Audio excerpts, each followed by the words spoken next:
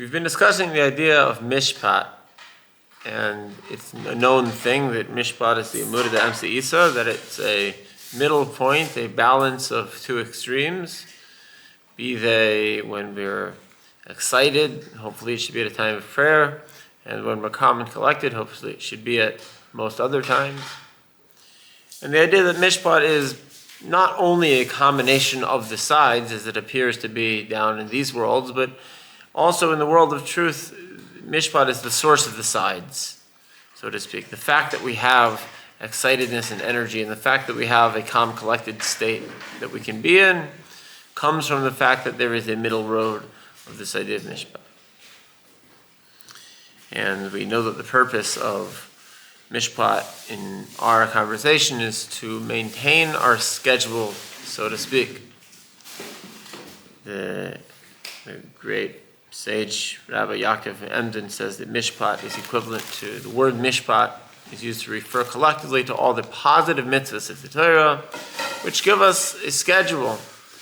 They bring us into time. They allow us to bring this great influence that we achieve from the prayer of Mashiach that Rabbi Nachman discusses into a way that we can manage it, into a way that we can put it into our schedule.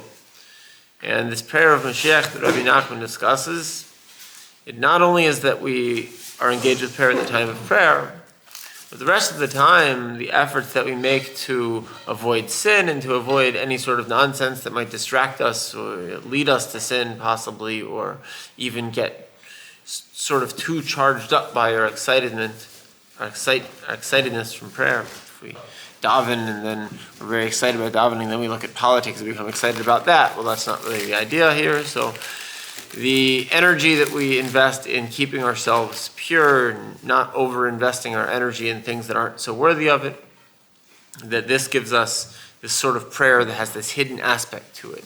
All the things we're doing when we're not praying goes into our prayer. And even the things that we're not doing when we're not praying, it go into our prayer. And at the same time, our prayer now utilizes the entirety of our being, not only our mouths that say the words and our hearts that mean the words, but the entirety of our being that was kept pure the rest of the time. So this idea of mishpat, that the positive mitzvahs bring us into time, it gives us sort of a kli, a vessel, so to speak, to receive the influence that we're looking to receive. Now, it is very commonly discussed among Hasidic appreciating circles, the idea of that we have a kli and oyer, that we have vessels that we make for light. But there's a question one could ask about this. Well, once we have a vessel, how do we put the light there? So we've sort of already answered this question. Rabbi Nachman says that by keeping ourselves pure the rest of the time, the kli is not made by keeping ourselves pure the rest of the time. The kli, the vessel, is just the positive mitzvahs alone. They give us this schedule that keeps us on so that our excitedness is at the right times. But a vessel in and of itself, a schedule in and of itself, is sort of an empty thing. So how do we fill it? And we understand that this idea of keeping ourselves pure the rest of the time and not becoming too engaged with nonsense and definitely not sin, this doesn't sound like a source of light to me. This is a negation. How is this a sort of a positive thing of light? But perhaps it plays a different function in our spiritual mechanism here, and it is a tzimtzum. A tzimtzum is a necessary go-between between light and a vessel, and it starts to answer our question. How do we, once we've made a vessel in and of itself is an empty thing. What do we put inside of our vessel? How do we put light inside of our vessel? We need a tzimtzum. A metaphor one could use for a tzimtzum is a straw. If I want to drink my drink without making a mess, but I still want the drink to get into my mouth, if I just keep the drink sealed, it doesn't ever enter me, and it also doesn't make a mess. But if I just if I have a cup and I just take the lid off and it's going to make a mess. So a straw is a great go-between. So we can think of a straw sort of as a tzimtzum. A straw is a chalel. It is a empty space, essentially. It just is surrounded by, but it's not like a kli. Why is a straw not really a kli? Because a straw doesn't hold anything. So like we see, but simply avoiding negativity is a channel to increase the potency of our positivity, but it does not in and of itself give us positivity. And having a good schedule is a nice way to maintain positivity, but it in and of itself does not give us positivity, so where does the positivity come from? So we're going to explore this idea, this question of where does the positivity come from in these instructions that Rabbi Nachman has given us so far. This prayer of Mashiach that we've understood some of the mechanisms about, it's supposed to bring novelty. Whereas our regular prayers, which are very good, we should continue doing them as we work on developing our prayer of Mashiach. We shouldn't abandon our regular prayers just because we want to have the prayer of Mashiach. We should continue with our regular prayers. What do our regular prayers do? They essentially shift around the pieces and shift around the divine influence that is in the world. So that hopefully it should go from where it's to a fallen place. It should go to a more refined place. And that's good, but the prayer of Mashiach brings about novelty in the world. So where does this novelty come from? What is the source of light? So first of all, we have a spiritual mechanism here. We have a vessel, which is the positive mitzvahs, and we have a tzimtzum, a channel to get the light to the vessel, which is the negative mitzvahs, the avoidance of the negative mitzvahs and related things. And we have this mysterious light. There are three aspects to our spiritual mechanism. And on this three-part spiritual mechanism, it is written, Ki choik liYisrael hu. This is what the word choik refers to, is this spiritual mechanism. Literally the word choik, like chakika, is a language of, like if you take a stone and you carve all the way through it. It's not that you just put ink on top, it's not only you cut out a little piece of it, but if you engrave completely through the stone, like they say that the luchos, the tablets that Moshe Rabbeinu brought down the Torah, the words of the Torah of the Ten Commandments that were in luchos, were written completely through. So you could see from one side to the other. Here you can see that the light goes through the tzimtzum, it goes through this choik, which is a necessary component of the tzimtzum is a necessary component of the choik. This whole spiritual mechanism relies on having some sort of a channel of emptiness of space. And when you carve completely through stone, there are still three pieces to this, right? There's the actual carving itself, there's the person who sees into the carving, and there's what they see on the other side. There's the light that comes through the stone. So there are three aspects to a carved through stone. You could say by Matan Torah, by Mount Sinai, when Moshe brought down the tablets, there's three. There's us, and there's Hashem, and there's the Torah. And the Torah, including Moshe with the Torah here. Moshe brought down the Torah. The Chumash is referred to also as Torah's Moshe. Okay. So, Choik Yisrael Hu, Rabbi Nachman says that is Bechinas Bris. This spiritual mechanism corresponds to the Bris Milah procedure that is done to every Jewish male. And to support this connection, Rabbi Nachman brings some of the words from the blessing that is made on this mitzvah at the time of the performance of this procedure. K'moy shekasuv, choik b'sheiroi sam. That a choik, which in the simple meaning of choik here is a mitzvah that we don't really understand exactly why we do it, but it isn't like kibud av v'em, like honoring your parents. That's pretty straightforward. Why one should honor their parents or not steal. That one seems pretty intuitive. Why we should perform this particular procedure is not as intuitive, and so in the wording of the blessing it is referred to as a choik. But we know that also choik is the spiritual mechanism here. We know that if we observe mitzvahs carefully that would make sense to us, this is good. But it doesn't necessarily bring any sort of novelty in the world to do that. And it's just sort of acting in a proper way. No, there's a supernatural component to this here. There's we believe that there's a God that is not only inside but also is beyond the world. So it isn't just rationalist morals that we could think of regularly, that we have to somehow introduce novelty. So now the source of this language here, where it says choik b'sherei sam, is from the Gemara. And in our special edition of Likutei Moharan that has many of the sources included, We're going to take a look at this Gemara, because maybe from taking a look at this, we can understand where does the light come from. So, this is the blessing that the Moihel makes. Avi haben omer, the father of the child who is receiving this procedure, says the following bracha. He says that the bris comes in the name of Avraham Avinu, and we're going to unpack Avraham Avinu's relationship to the Bris Milah and understand better from that particular connection where the light comes from. But we still have not encountered the wording that was mentioned in Likutei Moharan, so we'll keep going. Those who are attending the ceremony, for it ought to be a joyous ceremony, and it's a mitzvah that you have a big meal after it. It's supposed to be a festive meal. It should be a very happy event, and there should be many people there. It's good to say Kaddish there, so you should have a minyan, you should have at least 10. So the blessing that those who are attending the event say, well, it's not a blessing, but how they respond to the blessings is, Geshem shenichnas lebris kach yichanes l'teira l'chupa l'maisim toivim.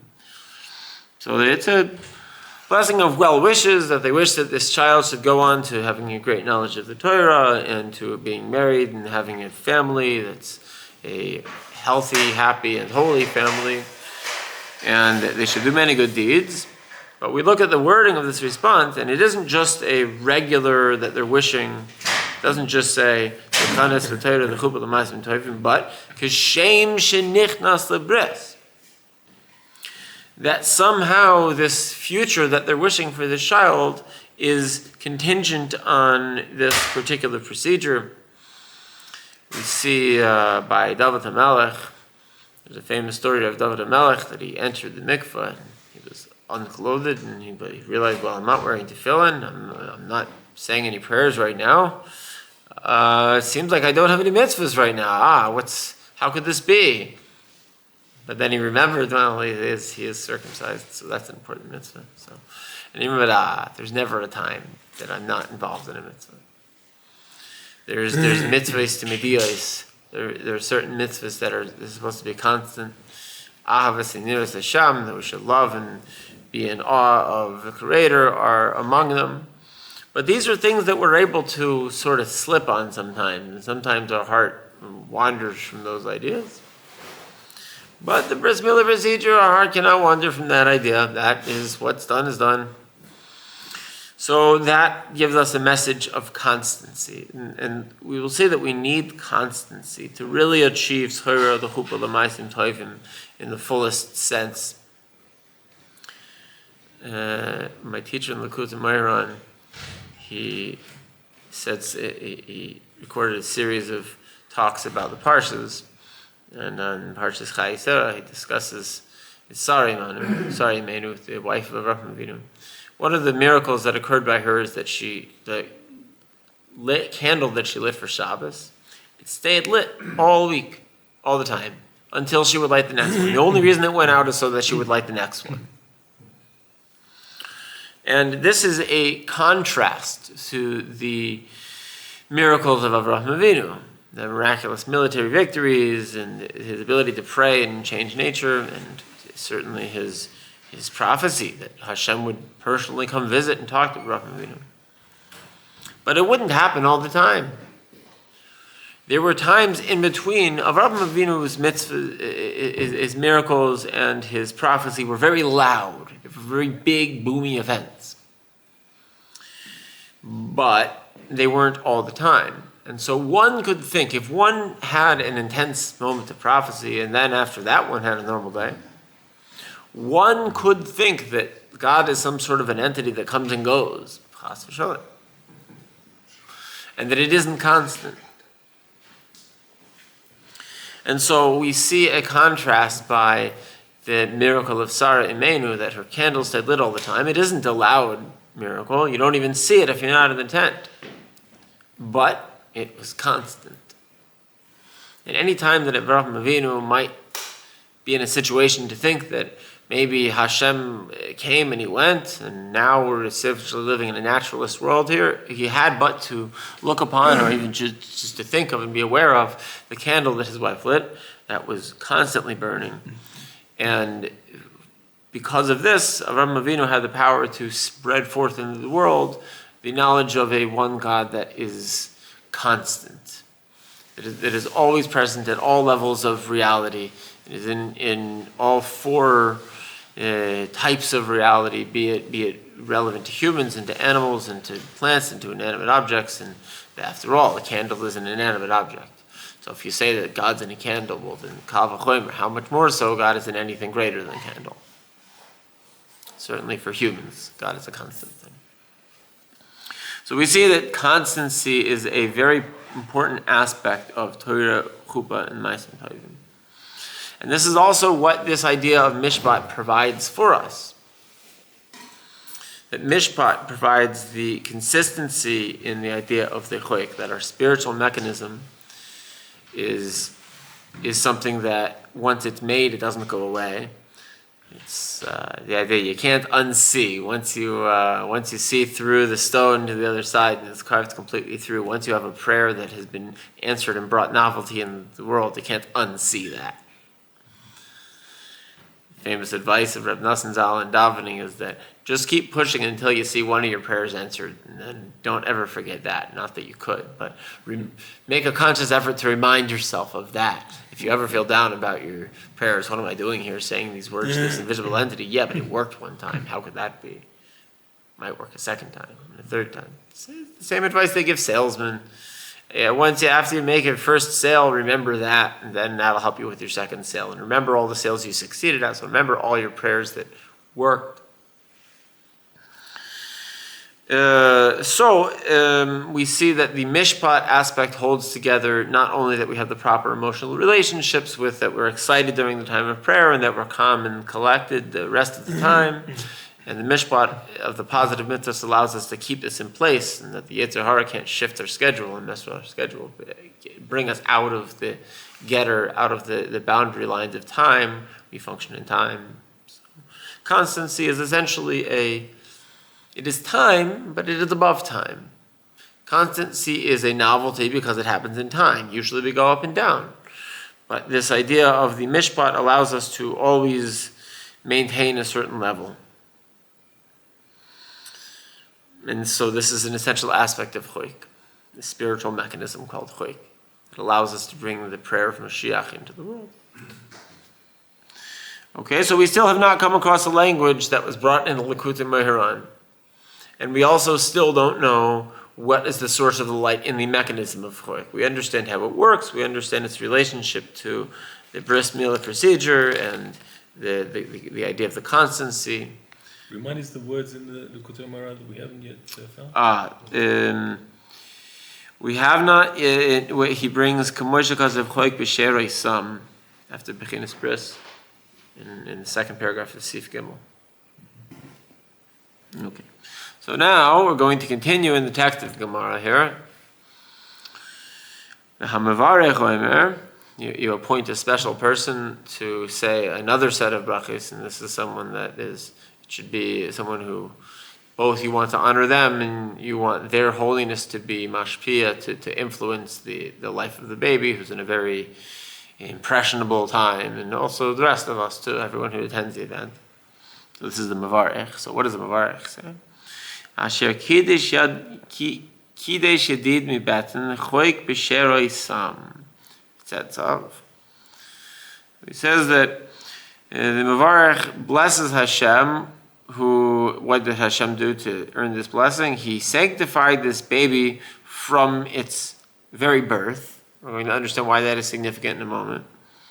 And then we see choik b'sheroi sam, and he placed a covenant, a inexplicable mitzvah in his flesh, and by means of that, it will affect all of his offspring and those to come from him. So now, to understand how this passage in the Gemara, how the wording of this blessing helps us to answer the question, where does the light come that this choik mechanism is meant to bring into the world? We look at a famous commentary on the Gemara here. We have the commentary of the Tosfos. So, Tosfos Divin HaMaschil, Yedid Mibatan. The precious one, Yedid, this precious baby, who was born and was sanctified, Kiddush Yedid Mibatan, who was sanctified from the very moment of his birth. Oimer Rabbeinu Tam, one of the early members of the Baalei Tosfos, the commentators on the Gemara. Shehu Avraham Avinu Sheneku Yedid, that Yedid Mibatan refers to Avraham Avinu. Shnatmar Ma Ledide Bebesi. There's a Kedushinu Menachas Uperakol Menachas. So there's a Gemara that the Tosfos is referring to that says that after the base of Mikdash was destroyed, and Hashem thought, I should say that the opportunity to think arose that, well, what is my connection with these people now? They don't have a holy temple to do offerings to me, but I can think of Avraham Avinu, and in the memory of Avraham Avinu, that is enough merit to maintain these people living at the time that they don't have a holy temple to do sacrifices and all the rituals that are carried out in that place. And so we see Yedid Mibatan refers to Avraham Avinu. And so this is the first source of influence that is brought into the world by means of this choik spiritual mechanism is Avraham Avinu.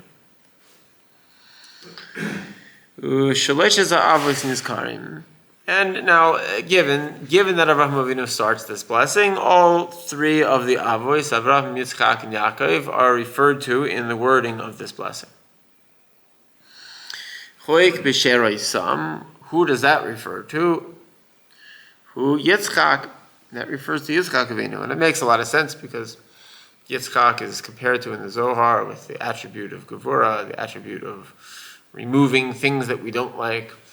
Yitzchak famously dug the wells by the pollution, and he dug many times these wells.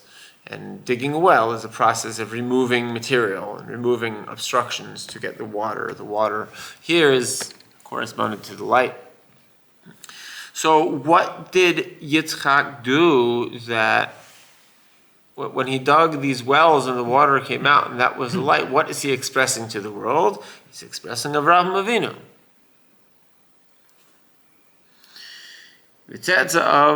And when it says Bris Milah, and all of their descendants will be signed with the mark of the Holy Covenant, who Yaakov, who Ubanav,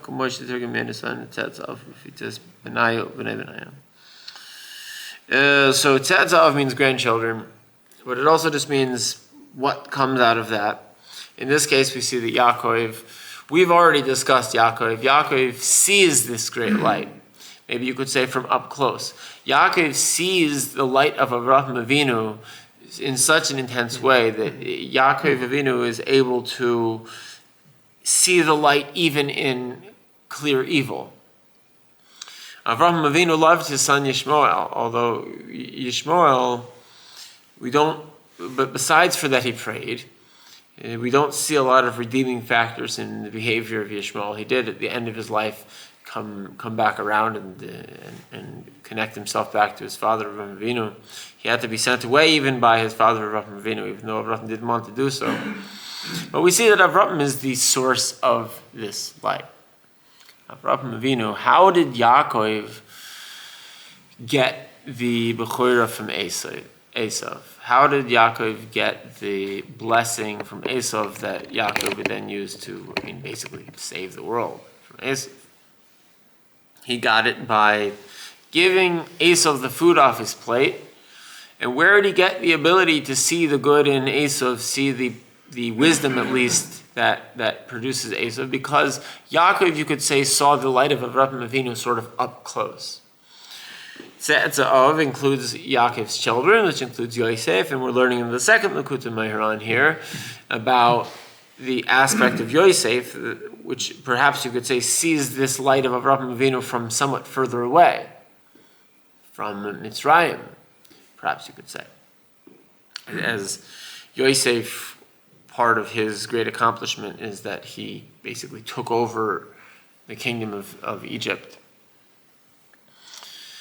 And he did so not in any sort of forceful way, but simply with his righteousness is how the kingdom was basically sort of given to him, and all he had to do was be righteous and protect himself from sin, as is one of the major aspects of this second teaching of Likutei Moharan.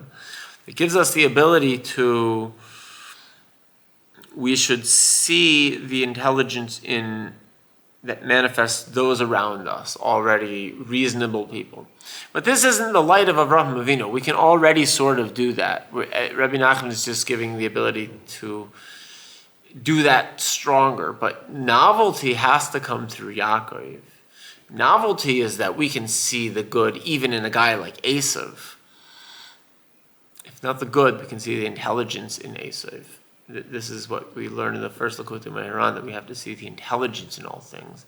Not necessarily thinking in terms of good and evil, but we have to be able to go above that. So Avram is the source of this light.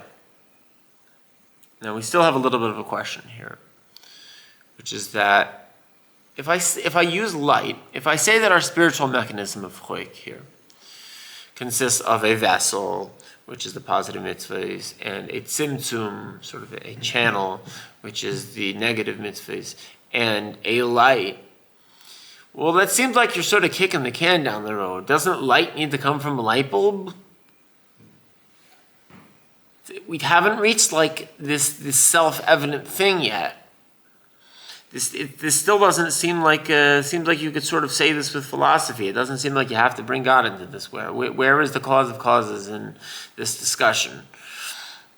So I want to propose, by dissecting Avraham Avinu's name a little bit here, an alternative word to use besides for light, and then we can see sort of how light fits into this, and how we can still say this famous Hasidic idea of having a light in vessels, but maybe answer some of our questions on this idea and make a little bit more sense out of it.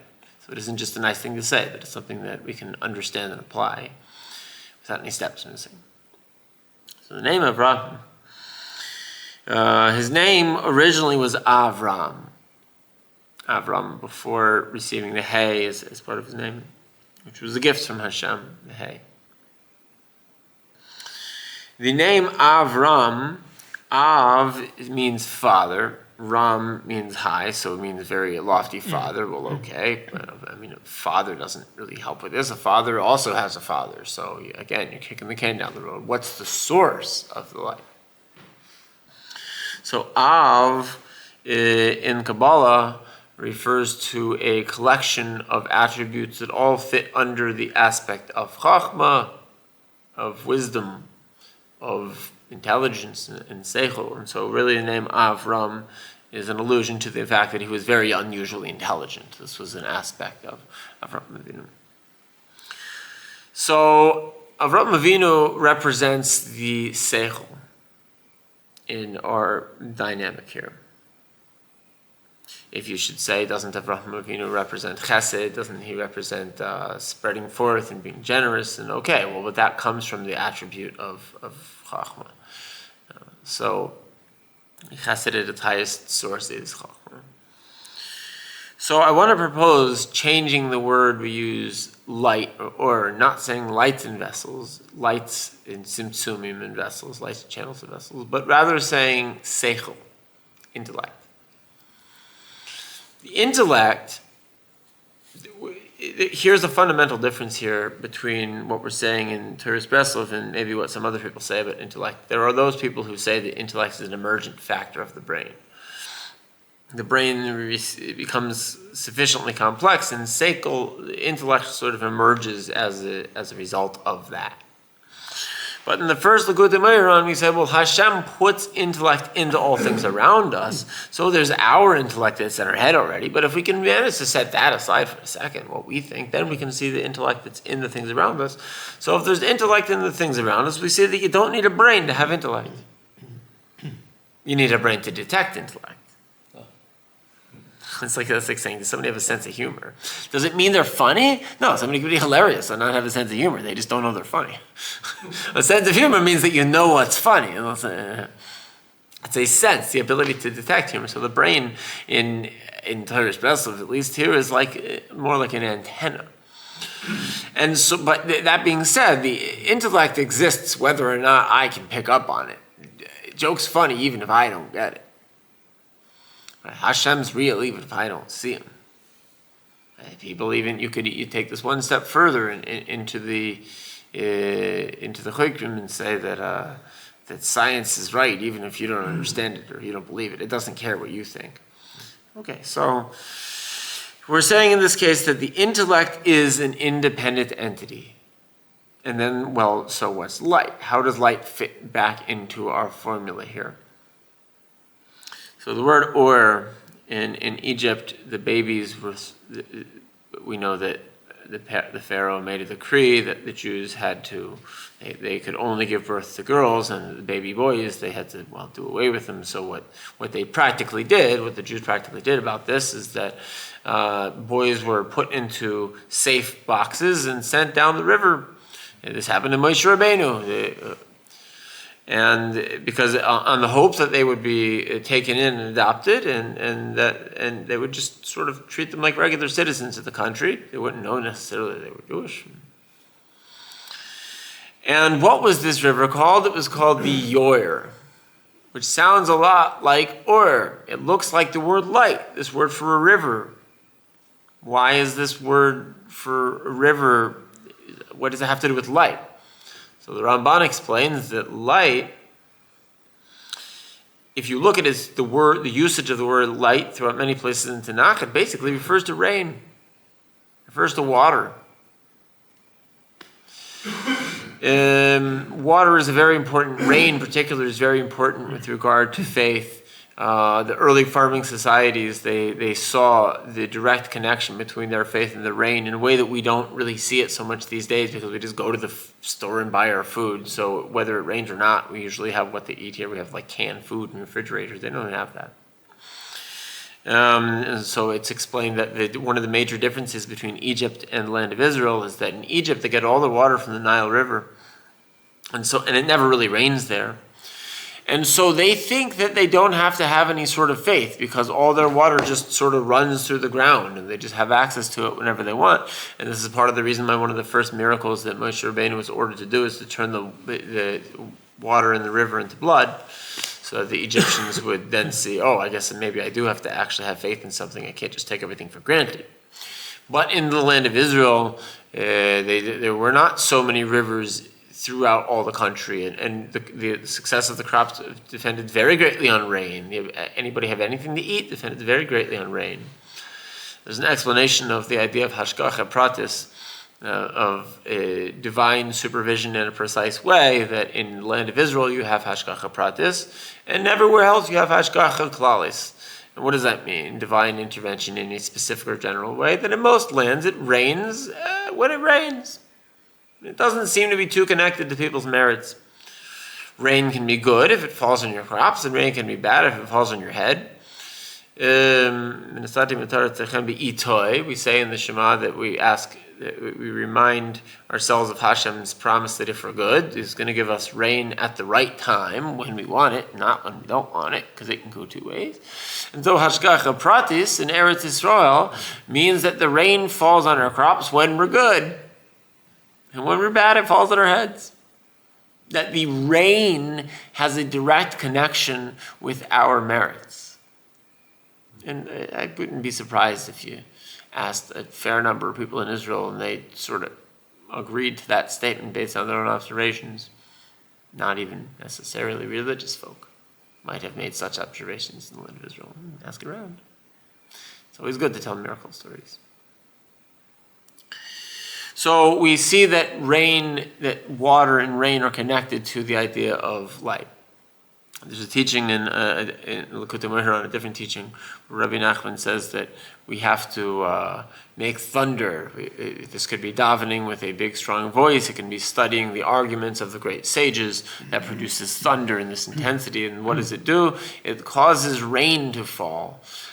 from our brains to our hearts. And so by giving this extra influence from our brain to our heart, we strengthen our ability to use our emotions in a conscious, helpful way, not just sort of have them happen to us, like emotions can seem to do. The rain, this that comes from the intellect, this is the light, this is the or. So we have to receive it in a way of light usually. First we receive the fact that the person I'm talking to is intelligent and has wisdom to share with me, or the situation that I'm in, and then once we've opened the door to that, we can actually understand the information. If a person reads a book with the idea that, well, this is a dumb book, well, they're not going to understand the contents very well unless they open themselves to, well, what is the book actually saying before I make any determination about it. So we have to receive light in intellect in that way, in a modality of light. And we see now that what our spiritual mechanism really is, that we have the vessel made by the positive mitzvahs and the channel to go into the vessel made by the negative mitzvahs and the avoidance of even nonsense, which we've referred to as shmiras bris here. And the constancy of this, which allows this system to last long enough that we start to notice the positive effects. Because we don't always, actually there's another little bit of a Tosafos here that I think would be worth getting into, with the idea that we have to keep the system going for a little while. Basically, I'll summarize it outside, that there's a conversation about the wording of the blessing that is made on the Bris Milah, and whether you should say the blessing before or after the Bris Milah, and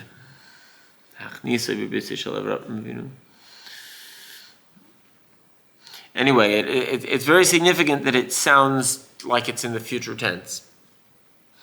The people who are in the audience who watch the Bris Milah procedure and recite their well wishes in response, the liturgy is Kishem shenichnas lebris kain yikanes the Torah the chuppah l'maisen toifim in the future tense. So we see that this takes some time to develop. We are beings of time. We live in time. And so for this choik mechanism to last sufficiently long, it needs to stay in place. This is our mishpat. This is our murder, the Emsa Isa. And what does it bring into the world? It brings seichel into the world. From where do we get novelty in the world? And you can explain this simply without bringing any sort of mystical explanation. You get it from seichel, you get it from intellect. That people think about things and they see, well, what's really going on with this thing? And when they have a very good understanding of what a thing actually is, now they can come up with a genuine novelty about that thing. And so we see that this is a primary channel for intellect to come into the world. And so what does this modality of davening, this way of prayer that Mashiach specializes in and that we all can do to the best of our abilities, what does it do? It brings more intellect into the world. It brings the influence of Avraham Avinu into the world. What was so special about Avraham Avinu that he merited to receive the letter Hey in his name and merited to receive the special mitzvah of the Bris Milah? When he was a small child, the Midrash says that he saw the sun go by and he saw the moon go by and well, these things keep coming and going, so there must be something greater than that controls it. It isn't just light, there's something behind the light. He recognized the seichel. That's why his name was Av, which represents Chachma and seichel, Avram, a very high seichel. It was Avram's intelligence that. So when we bring this light into the world through our modality of prayer and that Mashiach specializes in, what we're bringing into the world is the influence of Avraham Avinu. We have the tools from Yitzchak and Yaakov. We have the accessibility from Yosef. And this is how we will bring novelty into the world. So can I just make sure I understand? So you're saying that the positive mitzvot are the mishpatim, which are the vessels? It makes a vessel. The culmination of... So I should... Not mishpatim. The Yaakov Emden here says that mishpat refers to the positive mitzvahs in a collective because of the way that the word mishpat is used throughout the Tanakh. Right. So mishpat is a positive mitzvah. Right, so the positive mitzvahs make a schedule. They bring us into time, locked into time, and that schedule is the kli. The schedule is the kli. Right. And then the avoidance of the negative mitzvot is the tzimtzum. That corresponds to Yitzchak. Why do you need that? Why do you need that? Why can't you just if the positives are the why can't you bring the why light can't you just straight bring into the light straight into the positive vessel? It'll be distracting. So let's go back to the lesson and look at what was the importance of avoiding the negativity. That we become very charged up in davening, hopefully. And what we don't want to have happen is that this spills over into things that don't warrant this degree of being charged up. So that I then look at political news and I get super charged up about that, like I was about davening. Right. So the tzimtzum is protecting us in not dissipating the light to other areas. Right. Light has to be sufficiently focused. That's how a flashlight works. It has a lens in front that intensifies the beam. And so, what is the light? The light is the intelligence of Avraham Avinu. Why would Avram Avinu be linked with the light? I mean, surely the light is the light of Hashem that happened in creation before Avram Avinu came into the scene. You're right. So intellect exists whether or not I have a brain. So Avram Avinu just had the best brain. That's what Avram means. He had the best brain, and so he was the channel. He was the antenna for this intelligence. The intelligence, Hashem's light comes from Hashem's intelligence. Just like we learned that rain, Rabbi Nachman says you have to make your brain rain on your heart. We know from the Ramban that rain, that when you say light in Torah, it really kind of means rain. That's the most simple meaning of what light is. Okay. Very good. Yeah. Okay, shkoyach.